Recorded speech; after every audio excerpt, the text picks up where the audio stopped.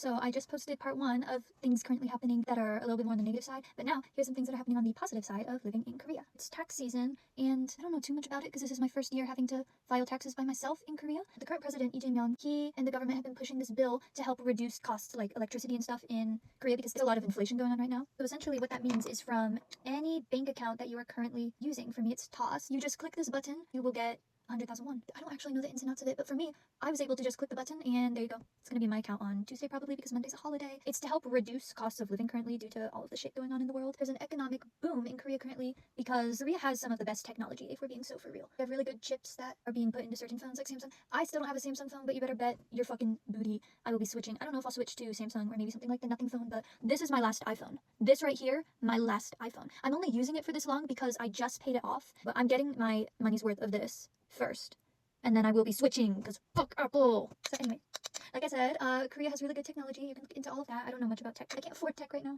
There's lots of money going into Korea right now because of Korea's technology is what I'm trying to say. And that is a grand thing. The reason my husband and I were able to get our car is because we actually got it for a really, really, really good deal because electric vehicles are being pretty pushed here. And there are lots of government subsidies that support you getting an electric vehicle because they're much better for the environment. They banned dog meat production and that will go into effect starting next year, I believe. It is very cheap to live in Korea, but it can also be quite expensive. For me, it's expensive because we just got a car. And even though it was a really good deal, it's still a car. We got an electric Mini Cooper, so it's not the cheapest thing, but it is pretty affordable to live in Korea. Even if it's a low salary, you can live here, especially if you're trying to be an English teacher, because most of these places, they have to provide you housing. In fact, if you're on an E2 visa, they have to provide you housing. So, oh, my phone did a weird thing. Anyway, so you will get housing, then you just have to pay utilities, pay for your food. Honestly, if you shop locally, great. I don't know if I've talked about this. Bank transfers are so nice here in Korea. This was like one of my favorite things when I moved here. It's basically Venmo, but through your app. So you don't have to ask anybody to download a new app. It's just your banking app.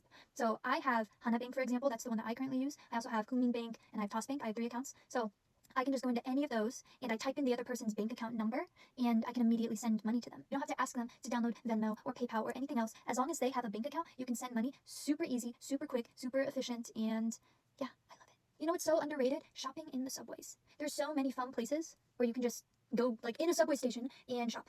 You don't need to go to Myeongdong or anywhere else and spend a bunch of money, especially because a lot of those places are tourist traps. They know that you're coming here, and so they make everything super expensive. But if you want to shop inexpensively, you can just go to the subway. A lot of streets in Korea, they are specifically laid out by category. I don't know if that makes any sense, but for example, you can go to like the jewelry district and you're gonna find a bunch of jewelry stores, like all on one street. So we went to like stationery street. So it's just a bunch of shops that are stationery stores right freaking there. Or you can go to a baby clothing store. But it's not just one store. It's like so many stores all lined up on the street. I really like that. I'm sure there's more. This is all off the top of my head. So yeah.